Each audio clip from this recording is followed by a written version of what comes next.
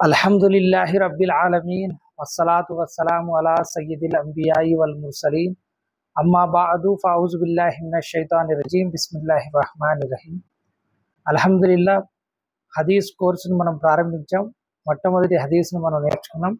ఇన్షా అల్లాహ్ తఆలా ఈరోజు రెండవ హదీస్ చూద్దాం. ఈ రెండవ హదీస్లో ఈ హదీస్ యొక్క రకం వచ్చేసి హదీసే కుదుసి అంటారు.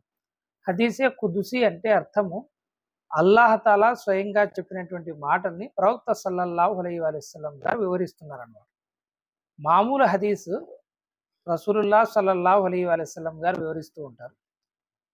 దాంట్లో రావీలు ప్రవక్త గారి దగ్గర నుంచి ఉల్లేఖిస్తున్నారు. కానీ హదీసే ఖుద్సీలో ప్రవక్త సల్లల్లాహు అలైహి వసల్లం గారు అల్లాహ్ తాలా దగ్గర నుంచి ఆయన చెప్పినటువంటి మాటల్ని యథాతథంగా చెప్తారన్నమాట. అటువంటి హదీసును హదీసే ఖుద్సీ అంటారు. ఇందులో ప్రవక్త గారు తెలియజేస్తున్నారు అని ఉండదు, ఇందులో అల్లాహ్ తాలా తెలియజేస్తున్నాడు అని ఉంటుంది. కాబట్టి ఈ హదీస్ చూద్దాం. ప్రియ ప్రవక్త సల్లల్లాహు అలైహి వసల్లం గారు ఈ విధంగా తెలిపారు. అల్లా ఈ విధంగా తెలియజేశాడు. ఏమని అంటే, మన అమల అమలన్ అష్రక ఫీహి మయ్య గైరి తరక్తుహు వషిర్కుహు మన అమిల అమలన్ అష్రక ఫీహి మయ్య గైరి తరక్తుహు వషిర్కహు. దీని అర్థం ఏమిటి అంటే, ముందు అనువాదం చూడండి. అల్లా తెలియజేస్తున్నాడు, ఎవరైనా ఒక పని చేసి దానిలో నాతో పాటు ఎవరినైనా భాగస్వాముల్ని చేస్తే అతనిని అతని షిర్కుతో పాటు వదిలివేస్తాను అని అల్లాహ్ తఆలా తెలియజేయడం జరిగింది. అంటే మనము ఆచరణలు చేసేటప్పుడు మొట్టమొదటి సంకల్పం సరిగా ఉంచుకోవాలి. అది ఇంతకుముందు హదీస్లో మనం చూసాం. సంకల్పాలు సక్రమంగా ఉన్నప్పుడే మనకు ఆచరణ ప్రతిఫలం లభిస్తుంది. అలా కాకోకుండా ఆచరణలు చేసి దాన్ని వేరే వాళ్ళ ప్రసన్నత కోసం, అంటే అల్లా తప్ప వేరే వాళ్ళ యొక్క రజా కోసం కనుక అటువంటి పనులు చేస్తే వాటిని కూడా అల్లాహ్ తఆలా షిర్కుగానే పరిగణిస్తాడు. అందుకే ప్రియ ప్రవక్త సల్లల్లాహు అలైహి వసల్లం గారు అన్నారు, రియాకారి కూడా షిర్కే అని. ప్రదర్శన బుద్ధి, ఇతరులకు చూపించుకోవడం కూడా షిర్కే. అదేవిధంగా ఇతరులకు చూపించుకోవడానికి చేసే నమాజ్ కూడా షిర్కే అవుతుంది. ఇతరులకు చూపించుకోవడానికి చేసే ఉపవాసం కూడా షిర్కే అవుతుంది.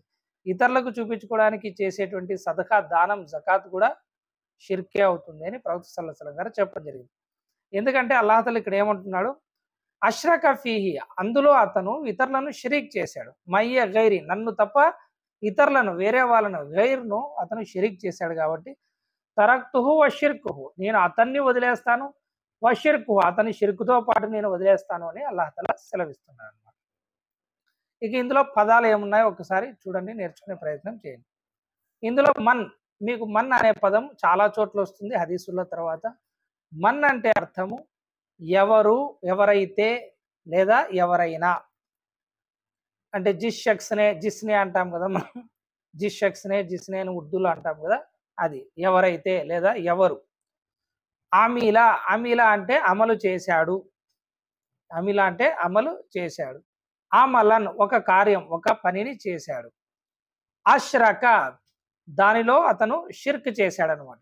అతను షిర్క్ చేశాడు. దేంట్లో? ఫీహి అంటే అందులో, ఫీహి అంటే దానిలో అతను షిర్క్ చేశాడు. ఏది? అతను చేసిన ఆచరణలో షిర్క్ చేశాడు. ఎవరితో చేశాడు? మయ్య గైరి, నన్ను తప్ప మిగతా వాళ్ళను అందులో భాగస్వాములుగా చేర్చుకున్న మూలంగా తరక్తుహు, అతన్ని వదిలేయడం జరిగింది. తరక్ చేయడం, వదిలేయడం జరిగింది. వషిర్కహు, అతని షిర్కుతో పాటు అతన్ని వదిలివేయడం జరిగింది. కాబట్టి అల్లాహ్ తఆలా అటువంటి అమలును యాక్సెప్ట్ చేయడు, అటువంటి వ్యక్తిని కూడా యాక్సెప్ట్ చేయడు. ఇలాంటి అమలు మనం ఎక్కువ చేసుకుంటూ పోయామంటే అల్లాహ్ తఆలా నుంచి దూరం అయ్యేటువంటి ప్రమాదం ఉంది. కాబట్టి అల్లాహ్ తఆలాతో దువా చేస్తున్నాను, అల్లాహ్ తఆలా మనందరికీ అన్ని రకాలైనటువంటి షిర్కుల నుంచి కాపాడుగాక. కాబట్టి ఈ హదీస్ని మీరు నేర్చుకునే ప్రయత్నం చేయండి. ఇంకొకసారి చెప్తాను చూడండి. మన అమిల అమలన్ అష్రక ఫీహి మయ్య గైరి తరక్తుహు వషిర్కహు. అనువాదం, అల్లా తెలియజేస్తున్నాడు, ఎవరైనా ఒక పని చేసి దానిలో నాతో పాటు ఎవరినైనా భాగస్వాములుగా చేస్తే అతనిని అతని షిర్కుతో పాటు వదిలివేస్తాను. ఈ హదీస్ మనకు సహీ ముస్లింలో 74, 75వ నంబర్ హదీస్, సహీ హదీస్. అస్సలాము అలైకుం వరహ్మతుల్లాహి వబరకాతుహు.